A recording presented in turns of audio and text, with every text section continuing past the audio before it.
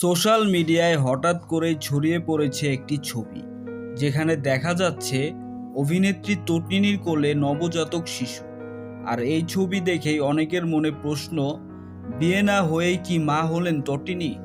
বিস্তারিত জানাচ্ছি। তার আগে আপনি যদি আমার চ্যানেলে নতুন হয়ে থাকেন তাহলে চ্যানেলটি সাবস্ক্রাইব করে পাশেই থাকুন। ধন্যবাদ। এরই মধ্যে অভিনেতা জোভান লাইভে এসে পুরো বিষয়টি পরিষ্কার করার চেষ্টা করেছেন। তিনি জানান, ভাইরাল হওয়া ছবিটি বাস্তব জীবনের সাথে কোনো ঘটনা নয়, এটি একটি নাটকের দৃশ্য। নাটকের গল্পের প্রয়োজনে তটিনীকে একজন মায়ের চরিত্রে দেখা যাচ্ছে। জোভান আরও বলেন, সোশ্যাল মিডিয়ায় অনেক সময় একটি ছবি বা ছোট ভিডিও ক্লিপ দেখে মানুষ ভুল ধারণা করে বসে।